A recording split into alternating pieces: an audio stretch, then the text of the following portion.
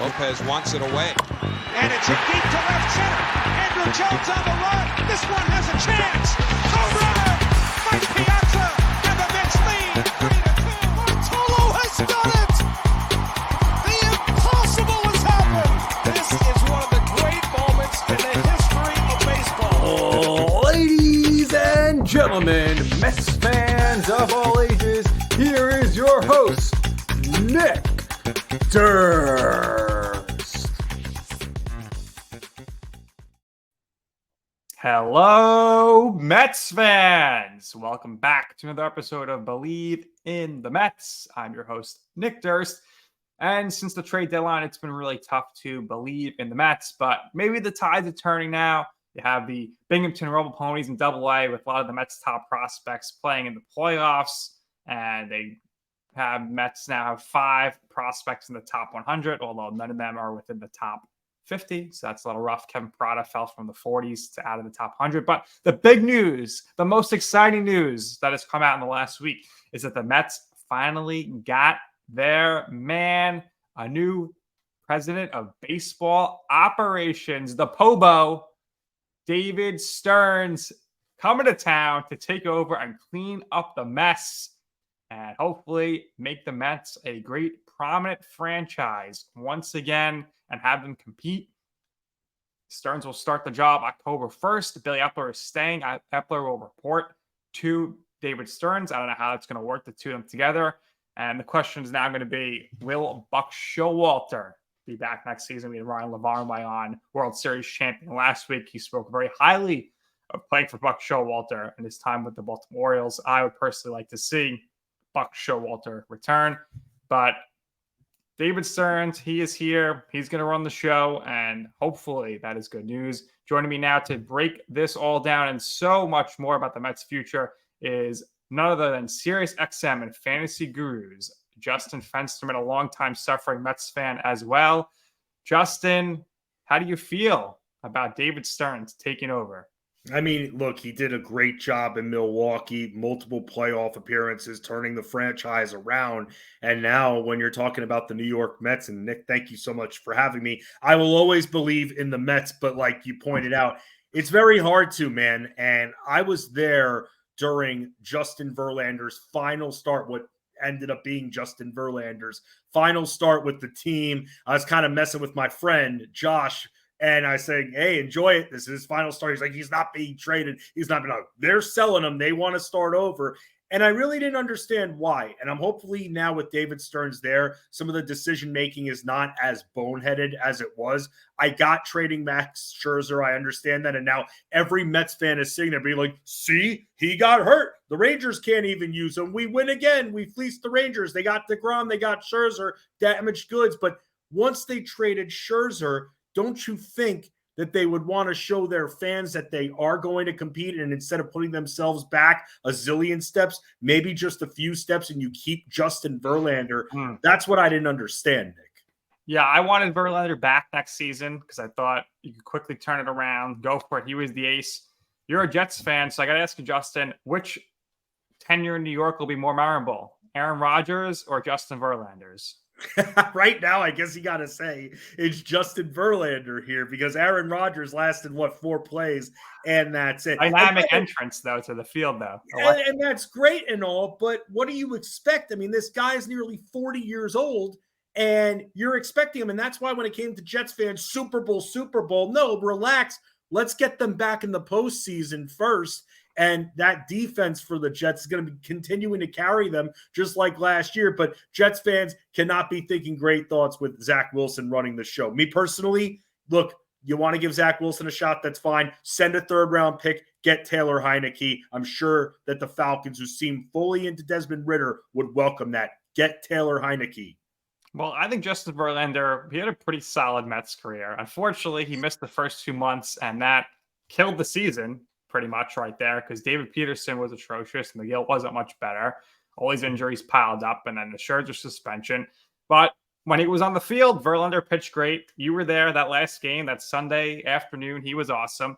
You were there, I think, for a bachelor party, right? You were in a suite What was that experience like? Oh, it was awesome, man. I ate so many chicken tenders that day, and it was not even funny. I was actually trying. What's funny and ironic about that whole situation is I was trying to get in shape for that wedding. Now, what I normally do if I'm in the wedding is I use the tuxedo try-on from Men's Warehouse or whatever that I have to go and get fitted for the tux. I use that as like the starting point, the motivation. And I'll tell the guy, the tailor there, hey, I'm planning on losing like 10, 15 pounds before the next month and a half before this wedding here. That way it's like I'm holding myself accountable.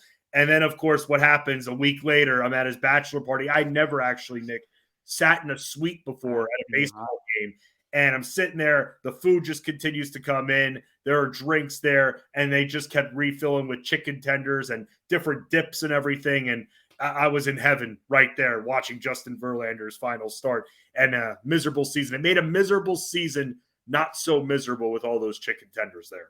Sounds like a really sweet experience. I, of course, a big fan of food. Would love to get in a suite one day at any sporting event, but Citi Field would be really good because they have great food. Did they have Shake Shack for you readily available in the suite? No, they would just bring some burgers, some knishes, hot dogs, and a lot of chicken tenders. Pretty good stuff. Yeah, so that was it. The Verlander's last start and a short stint, but maybe he could wear his Mets cap when he goes into the Hall of Fame. Him and Scherzer could wear the Mets caps. Wouldn't that be something? I was sad. I love getting Max Scherzer, and it's unfortunate, but these athletes, they can't stand the test of time. Father Time always catches up to them. And you just mentioned it with Aaron Rodgers and even Max Scherzer. I mean, when you get guys like Max Scherzer and Justin Verlander, how don't you already expect them to be hurt for a little bit? I know we're not doctors. We're not predicting injuries, but these guys are old. Their arms, their bodies, they're not supposed to be moving like this anymore at their age. Aaron Rodgers, with where he was turned up, wasn't supposed to be moving like that. And that's why, out of anything, which seemed weird with the way he was tackled, how he tore his Achilles there, where the pressure was on the ball of his toes.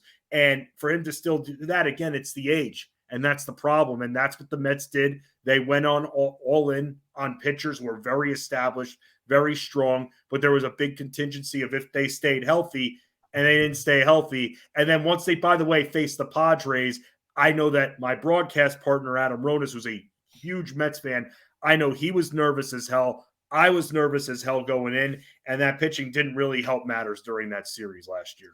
Yeah, I was unfortunately in the building for the last game of the season at the Joe Musgrove game. Maybe he was cheating, but Bassett did not show up in that series, nor did Max Scherzer. They didn't show up in Atlanta either the week before.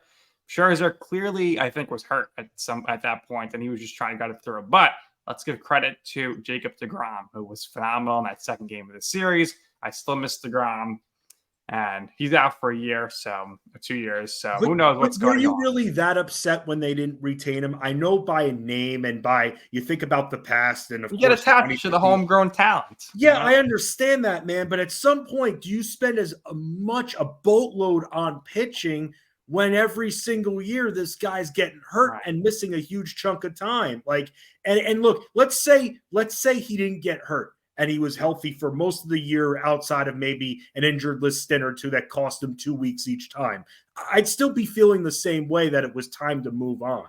It's hard to invest that kind of money. The problem is, when it came to Steve Cohen, when he first came in, he was spending money like crazy. This team almost spent a boatload on Carlos Correa. Yeah, along with 4 other teams, it seemed like, in the offseason. Imagine how different the season could have been if the Correa deal got done, because Brett Beatty has seriously regressed. He's batting 200. Mark Vientos is batting 206. I don't know if the future for either of these guys is the Mets' third baseman. And it's going to be up to David Stearns to decide that. David Stearns here, he never really spent too much money with the Brewers. His biggest signing was Lorenzo Cain, and then he extended Christian Yelich. So he's going to be looking to do some trades here, Justin. You look at the Mets roster, their biggest need next offseason, other than some power, because all their power is Pete Alonso, who, by the way, he would finish with, I think, 60 home runs and 130 RBI if he didn't get drilled in the wrist and miss those 2 weeks. So they better extend him. So we can talk about that with Stearns for a second. But the pitching is a big issue, Justin. The Mets need pitching. They traded away, as we mentioned, Scherzer. They traded away Verlander. So you got Senga coming back, who we'll get into, who I think is a Cy Young candidate and is great. You have Quintana's back, and then that's really it. Luckily, no more Carlos Carrasco. You got Peterson, who you could put in there, or McGill, but those guys you can't both of them in there. So you got to get 3 pitchers. Okay, so now we're hearing about Yamamoto from Japan. I say go and get him. Billy Upper went there to scout him. They're all in on the Japanese pitchers. Let's get him. They need to get more pitchers. So here is where I think they're going to make the move, because they traded for, at the deadline, 4 shortstop prospects. They already have Mr. Lindor at shortstop. They have Ronnie Mauricio, who's called up and has been sensational. So they got all these shortstops, and they got a bunch of outfielders. There's not enough space for all of them. So I think Stearns is going to be aggressive on the trade market this offseason. Some names that I'll throw to you, and you tell me who you'd prefer the most. Glasnow from the Rays. You know they're going to look to deal him because they're not going to pay him. Bieber from the Guardians. Same thing.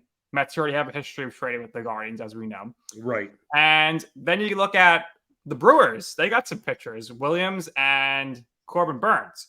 I think David Stearns is going to go for Burns, and you got Stearns and Burns 2024.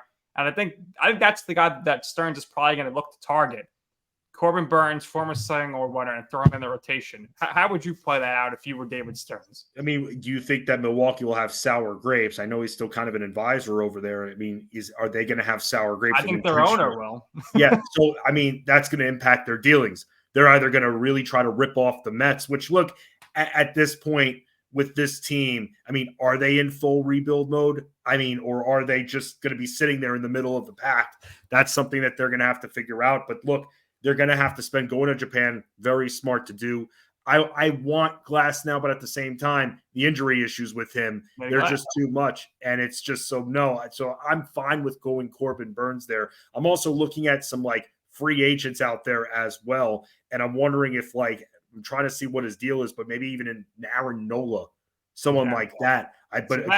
Aaron Nola, he was great. I think he's past his peak, but that's a good trade. That's a good move because it weakens the Phillies, who weakened the Mets when they signed Zach Wheeler a few years ago. So that's something that I can go for if the deal is not crazy. Obviously, I'd love to have Blake Snell, the Cy Young Award winner, and I need a lefty. But everything we're hearing is the Mets are not going to spend like crazy. However, if you're Blake Snell, Justin, the first thing you got to do in free agency is tell your agent, hey, call Steve Cohen. Let's see where the money could be. That's what I would do if I was a player. There's going to be a lot of pressure on him to spend. And I believe Steve Cohen's spending money lately outside of the Mets organization too, investing in other companies. So the money is there. And that's what's good about Steve Cohen, unlike the Wilpons. So yeah, he's going to have to spend, and he's going to be feeling the pressure. Again, they didn't have to trade Justin Verlander. They could have kept Justin Verlander, been now mile ahead of where they are right now. But instead, they dealt him, which, again, made absolutely no sense. You already got rid of Scherzer. Excellent prospects you got back. Now keep this guy. Show your fans that you're in. Because, look, a lot of these teams are going to know that they have leverage over the Mets, and they're going to try to take away some of those prospects now because the Mets need pitching. This guy's willing to spend, maybe outside of the trade market, you try to sign in free agency. I think that's their best bet because it seems like every team who knows Steve Cohen would spend will try to fleece this team for everything they have. Yeah, I think that's what you have to try to do. But the Mets here, they're in a desperate situation moving forward. They have a lot of holes. They have a surplus of position players and not a lot of pitching. So to give, you got to get. To get, you got to give. Is there any prospects, Justin? We'll take the guys that are already up there: Alvarez, Beatty, Vientos, Mauricio, and then the new guys: Acuna, Clifford, Gilbert. We'll throw in Parada, the catcher. We'll say Jet Williams. Is there any of those players that you would say are a definite do not trade for you? No, don't trade Acuna. You're not trading Acuna really? At this point. Okay. No, you're keeping Acuna. And also, you know what? Keep Mauricio as well. We just came up. Keep him as well. I mean, look, these guys just need some more seasoning at this point here. Acuna's at the AA level. Let him season a little bit more. And the Mets will have to start to do what they used to do, especially back in the 2000s, have a pretty decent farm club, or at least guys that are good as prospects, and they come up and disappear. Oh, dude, we could go over the entire list here and be depressed as hell. Guys like Bartolome Fortunato and F. Mart and everything. Millage. Yes, Lastings millage. I thought Fernando Martinez was going to be tremendous. Everyone did. That's the thing. Everyone thought Lastings millage was going to be a Hall of Famer as well. So I feel like with those guys, like I mentioned, I mean, those are the guys that don't trade. You'd be okay with trading Francisco Alvarez for the right price, the right person. I mean, what's the right price for a star-studded pitcher who doesn't get hurt? Sure, I would do that. They've got other prospects. Now, I got heat about this on Twitter for last episode when I was talking about this, or maybe 2 weeks ago. But I said I would trade Alvarez for for a Cy Young caliber pitcher because of the fact that one of the Mets' top prospects is a catcher in Kevin Parada. So it's not like, hey, we're getting rid of a catcher. Nobody. Now, is Parada going to be hitting 25 home runs like Alvarez? Probably not. So, but I wouldn't trade Alvarez for the run-of-the-mill, middle of the rotation. He's got to be, I want a Cy Young. I want a top of the rotation guy. That's where I would trade him. But I think I'd be okay. Maybe you want to give Beatty another shot, but I think at this point, you've kind of seen what he is. Vientos, I would say definitely trade him, but who's going to want Vientos with the way he's played? Ronnie Mauricio, you got to keep this guy. I think in 2024, Ronnie Mauricio, he needs to be playing every day. He's come up. He's made a tremendous impact offensively. He's batting over 300. His exit velo, I don't get into exit velo, but it's the hardest hit balls on the team the whole season. And he's hitting home runs. I don't know if you saw this. I know you're a hockey fan. They had NHL night at Citi Field. He hits his home run. They play the Rangers goal song. Fireworks are going off at the Apple. It was an incredible sight. I know you're an Islanders fan, but that was pretty cool to see. So Ronnie Mauricio, to me, you got to lock this guy in as an everyday player for next year. But I'm afraid that the way he's playing right now is going to mean that they're going to trade him in the offseason. And they shouldn't. I mean, this guy, we've been waiting on this guy. Why trade him at this? I mean, look, why trade him? It's because at this point, you want to show your fan base that not only are you willing to spend, but you're not in a normal rebuild situation. Mets fans, with the way Steve Cohen's going to spend and how he continues to talk about it, they're not in this, okay, see you in 5 years mode. No matter what, a rebuild to them is going to be next year being back in the playoffs. That's not a true rebuild right there, Nick. That's the problem. But Mets fans are impatient, and if this guy's willing to spend, they'll just think of whoever comes to top of mind, be like, just pay him a $300 million over 3 years, and you're good to go. So that's, for me, I'm not just gutting my farm system completely here, and I'm not trading my younger players who just came up like Mauricio just for nothing, like you've said. By the way, you mentioned we were talking about Brandon Nimmo before. He's actually been pretty good lately as well. Absolutely. It's been good to see. Like Brandon Nimmo, Justin, he might end up with his number retired. He's going to be an all-time Met. Right. I mean, look what they've won 8 of their last 13. I know it means absolutely nothing right now, but I did not expect this Mets team to be under 500. I didn't expect them to win the division. And I really don't understand how people did outside of having bias. This was the Braves division from the start. And not even really thinking about the Phillies that much, who doing a repeat of what they did last year, starting to get hot in that second half, now in second place, very competitive, who the Mets have a few dates with coming up to end their season with a 500 record on the line, potentially, them and the Marlins. But I didn't expect them to be ahead of the Braves by this time in the season this year. The Braves are loaded at every single position. They've had injuries along the way. They've been able to stay at the top, Nick. I don't know if you predicted or even wagered on the Mets winning the division. To me, it was Braves all the way. I left the wild card game last year. I said to my friend, I said, I'm not coming back to a game next year. I'm going on a strike. Didn't go to a game. Didn't go next year. I said, I'm not going to go unless they improve the offense in the bullpen. So what are they doing in the offseason? They brought back the same offense. Oh, Eduardo Escobar. He had such a great September. He was terrible in April. And they didn't improve the bullpen because, I know Diaz got hurt. With Diaz and Robertson, the bullpen was still weak. They still needed more players. So that's a problem. As far as this rebuild goes, I think for the Mets and every franchise, your mentality should be win now and win later. Win. Try to win. That's it. And as far as the prospects, I think they should definitely try to trade Jet Williams right now. It seems like his stock is soaring. He's a shortstop. There's no position for him. If you could trade him for a Corbin Burns, for a Shane Bieber, somewhere along those lines, go ahead and do it. I'm okay with the risk. I mean, you traded Pete Crow Armstrong for Javi Baez. That turned out great for you. So I'm okay with taking the risk. If you're gonna get Corbin Burns or somebody who's under contract for the next 2 years, and then you could have the flexibility to re-sign them, that to me is worth the risk if it's going to help you win. Because Jet Williams is not going to help you win the next 2 years because there's no position for him. You said you want to keep Acuna. That's fine. I don't know where this guy's going to play. Is he going to play? Is he going to be the center fielder? Are they going to move Nimmo off? If you look at the roster for next year, Justin, they got some decisions to make. Number one, is DJ Stewart for real? This guy has been amazing. Okay. If they're going to give him the shot next year, I'm okay if you want to go into next year with DJ Stewart as the DH, but you also better have a good righty to pair him with. Don't go in there with Vientos. And you look around the field, Alonso, I want them to extend him. If they trade Pete Alonso, they're done. They are not going to win for a long time. Yeah, you might as well not go to the games then and pay those prices. You can't replace 40 home runs and 120 RBI. Right. So exactly. Lock him up.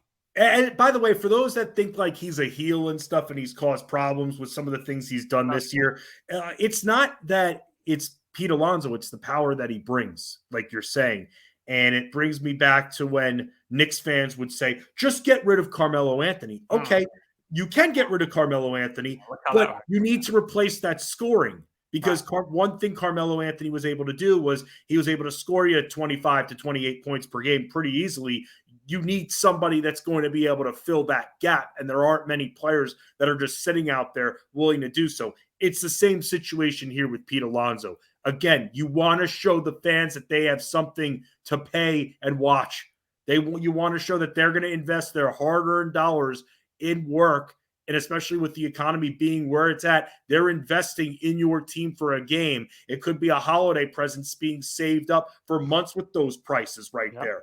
I would make $40 now. Dude, I spent on that, and I would do it. Look, he did it for me when I got married for my bachelor party, but I spent more on that ticket for the suite than people did for my 3-day bachelor party that I had. Where'd you go for your bachelor party? And this is where I'll explain it. My friend has a beach house on Long Beach Island in New Jersey, and he let me and like the 14 of us use that house. It's a 5-minute walk from the beach. I'm pretty simple. I don't need too much. We bust up. We did a nice meal. We bust up to Atlantic City one night and hung there for a bit. So, but the clubs, you go to the buffets. Yes, we did. We did do that, and it was okay. But I'll say this: we hit the casino and everything up there. It was great, but at the same time, I spent more on that ticket to that suite last month for 3 hours, 4 hours, stuffing my face with chicken tenders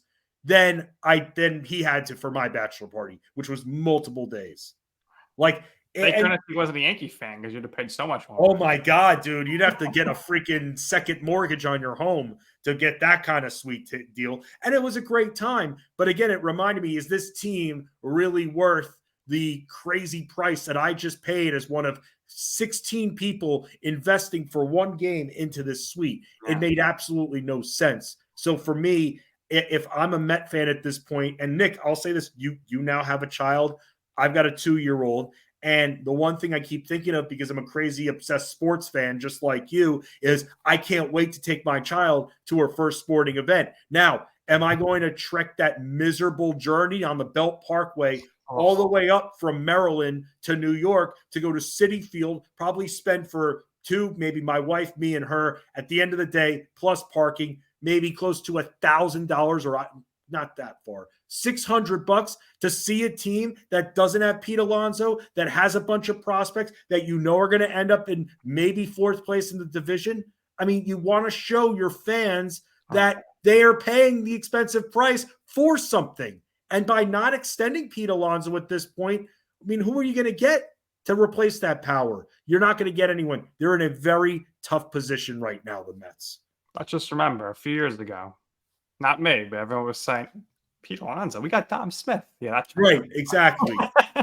Exactly. Again, it goes back to those teams. We've got F-Mart. That didn't work out too well. We got Mike Pelfrey. He's going to be the best. Big Pelf was good, though. Yeah, he was okay. He was okay. He was serviceable. We've got Aaron Heilman. He's excellent. One hitter against the Marlins. 2006, Aaron Heilman. Dude, when in 2006, in Game 7 when they brought him in was instead of over. Wagner in Game 7. Big mistake. Big mistake. Obviously. I don't care that his ERA was under 4 that game. You bring in Billy Wagner. Terrible. But the 2024 roster, yeah, I think Alvarez will be a catcher. I think Alonso will be a first. Lindor's a shortstop. Center field's going to be Nimmo. Marte's going to be right. Now, McNeil's going to be in there. The question is, he's playing second. Is he playing left? Is he playing third? So one of those positions is going to be him. Then you got Ronnie Mauricio, who I think should be one of those positions. And then the question is like, all right, so let's say McNeil's in left, Mauricio's in second. That's kind of where I was picturing it. Does that mean you're going to run it back with Brett Beatty again at third? Because if you do that, to me, that means you did not improve the team. You're looking at the same offense. I know Marte's been out all year, but you can't run it back like that. You're going to bring Vogel back again? I mean, no. Go with DJ Stewart, I think, at least. But I would like to see them add a power bat in there somewhere. That would be good. No, that would be good. And it better not be Dan Vogelback striking out again. I can't take that anymore. I mean, Covington's not going to spend, but do you think he would get enticed by Matt Chapman? You know what? I was thinking about that. I saw him on the list of free agents. That's not bad. I don't mind him. Somebody else I don't mind. I was looking at a list a little bit earlier. I mean, you want to kick the tires on Rhys Hoskins. You could kick the tires on Rhys Hoskins a little bit. You could do that. So Rhys Hoskins to DH and place him first. I'm fine with that. But that doesn't mean don't extend Pete Alonso at this point. This is along with extending. Dude, that shouldn't even be a question with the way Cohen spends. It shouldn't even be up for debate extending Pete Alonso. It should just happen.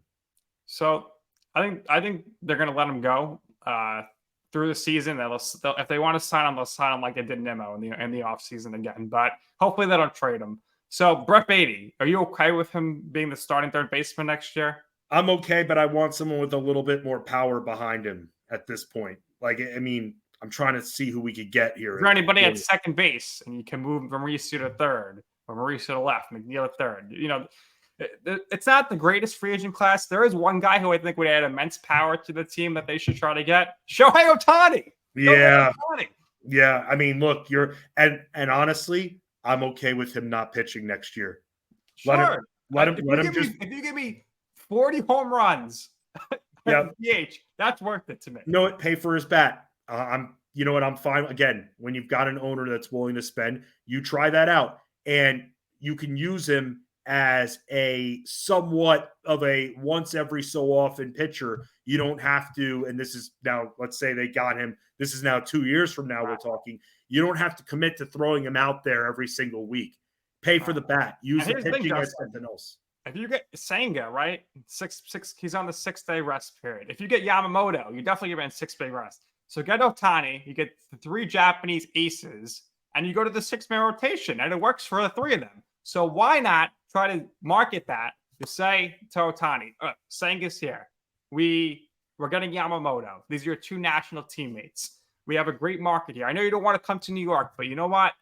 Money talks sometimes. So I think it would be enticing. The question is, will Cohen want to spend the money? Because we heard from Billy Epler through Max Scherzer that they're not going all in on 2024. So it's maybe more about 2025.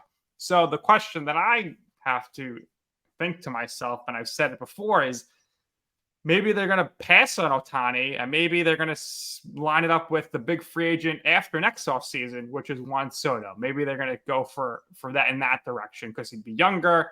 Soto doesn't have as much power. I think Soto, to me, is a little overrated. I don't think he's one of the all-time greats like everyone says. I get that he walks, but a lot of these guys aren't worth the money they're making anymore. It's just a very inflated salary that these guys are making. Stupid money. So I'm with you on the power there. Watch them end up signing Ahmed Rosario or something like that. Listen, I would take Ahmed Rosario back next season and put him. You know what? You want to get a little bit of help with that infield, right? Put him on the bench, whatever. I mean, bring him back. Why? That's an upgrade. Because even at the bench, Yorme has been out this year. He's been hurt a lot. I like him defensively, but get a little offense off there. I mean, Rosario's numbers have been pretty good in Cleveland. Yeah. I wish we had Andres Jimenez though. I wish we could have a lot of great people like that. I wish they could have Julio Rodriguez. Well, they had him as, so, and I was like surprised this offseason. I thought for sure that Cohen was going to try to get Aaron Judge, but I guess him and Steinbrenner had some sort of treaty there, and I won't go after your guy, you don't go after my guy, like you don't go for DeGrom, I won't go for Judge, but Judge, I mean, this guy seemed like he was going to be a giant for a little bit. He got offered even more money from the Padres, and he turned it down. Judge, he's played 90 games, but he's got 30 home runs. So I don't know what to say there. You know what's funny? I actually, in my fantasy league where I'm going to have to obviously give a first round keeper to keep Judge next year, I offered the Ohtani owner Judge for Ohtani straight up, who happens to be a Yankee fan. Okay. Thinking that there was a chance. And I knew, but by the way, I knew by this time I was paying just for the bat, and I still was about to make that trade. And he balked on it at like the last second. All right. I tried, man. I tried wheeling and dealing. It's funny you brought them both up because I literally tried making that 1-for-1 deal. And then in the bullpen, they need to improve the bullpen. I want Edwin Diaz, and I want a clean slate. Everybody else is terrible. I want David Robertson back to actually be the setup man. That would be awesome. That's what it's supposed to be. And I was fine with that. When they lost Diaz, and it was like, ooh, who are they going to get? Who are they going to trade for? Oh, my God. David Robertson, I thought, was fine the whole time. But then that was like the first domino to drop, I feel like. When they got rid of him, you're like, uh-oh. Mid-game in a rain delay. Billy Eppler is dangerous in the rain delay. Then he traded Scherzer in a rain delay, too. There goes the season right there. You knew that was happening. Just so deflating in the locker room. And look, Mets fans are used to this. Mets fans have been punished for especially, guys like that are our age right now. I mean, Nick, I don't know what year you were born, but I was in the womb during the 1986 run. So for me, my first memories of Mets glory was back in the late 90s when they went on the run, because I always thought that the 99 team was better than the 2000 team. That ended up going to the series in the 99 team. Kenny Rogers walked in the winning run. I'll never forget that. Like, that's how Mets of that is to lose a series. You lose a series by getting the winning run walked in. That's the Mets right there. This year, they actually, you probably didn't see it, but they had a walk-off pitch clock violation, and they lost that way. So that was like an all-time Met loss right there. But they got a lot to fix. But something they don't have to fix is Kodai Senga. Right. And he, Justin, you're very much into the betting stuff here. He's not going to win the Cy Young, but he's going to finish top 4, I think, for sure. He's going to finish with 200 strikeouts. He is going to finish he could finish with potentially 15 wins. So I think Snell's going to win the Cy Young, but I personally think with another year under his belt, I would actually want to maybe back next year Kodai Senga for the 2024 Cy Young. I think there's a lot of value in there. Blake Snell, maybe he goes to the AL. He's probably not going to repeat. I think Senga, this guy is a star. He's top 3 in ERA in majors right now. He's got an ERA under 3. And we were talking about overblown contracts. This was an absolute bargain. 5 years, $90 million. Right. You would think that it was someone from the Braves organization making that kind of contract. I think of that Strider contract that I just shake my head. Senga right now, I'm looking on DraftKings Sportsbook, plus 15,000 to win the Cy Young. So look, he's on the list. That's for darn sure. But top 5, I think. But that next year those odds are going to be solid, and especially with how depressed the Mets are at this point and how they're viewed, you're going to get some good odds on that if you want to put like a 5 spot on that next year. So this year, Kodai Senga or Corbin Carroll, I think one of the two will be the rookie of the year.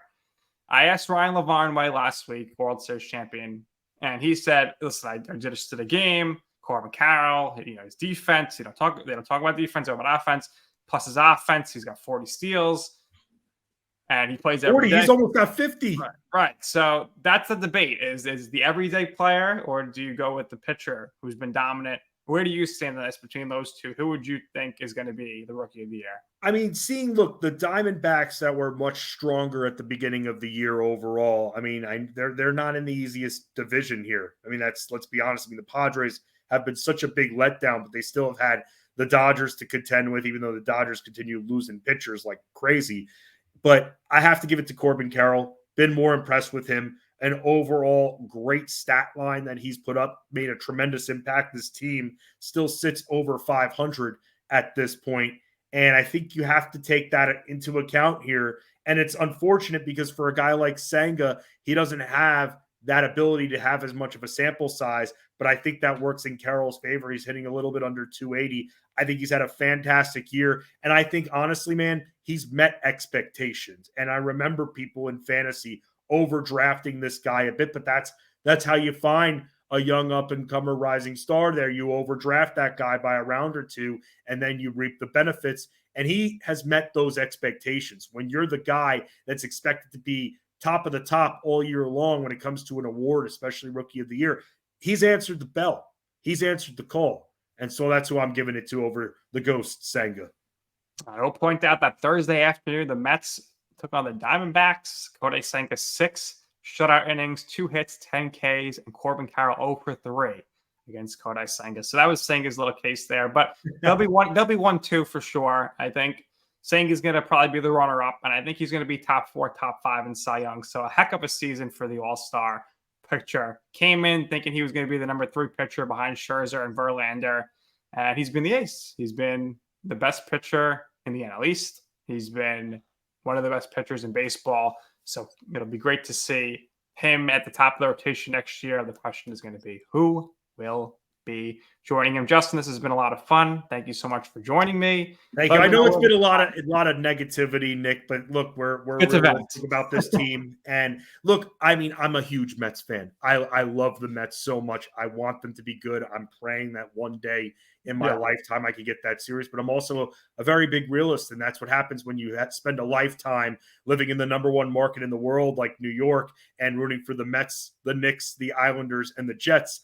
You know, you're used to the feeling. You're numb to the feeling at this point. And I didn't want to see, even though I didn't think this Mets team was going to win the division, I'm not in I told you so mode. I feel bad. I want them to be good. I want them to win. But with everything we talked about, Nick, how do we expect them to compete next year? Doesn't seem likely. Well, we'll see. David Stearns, that's a move in the right direction. So yes, let's have some faith in him. Justin, let everybody know where they could find you and your work and your baseball fantasy articles and whatnot. Absolutely. You can find all of my work at fantasyguru.com and also on the X, the artist formerly known as Twitter, at Fensty Sports too. And especially with basketball coming up, it's going to be a lot of basketball content. And also for all of you that play fantasy football or tap into the football wagering a bit, I'm on SiriusXM Fantasy Sports Radio Channel 87 and NFL Radio Channel 88 every single Sunday, 7 a.m. Eastern for fantasy football game day morning. It's a lot of fun, and we'll get those fantasy teams ready to battle.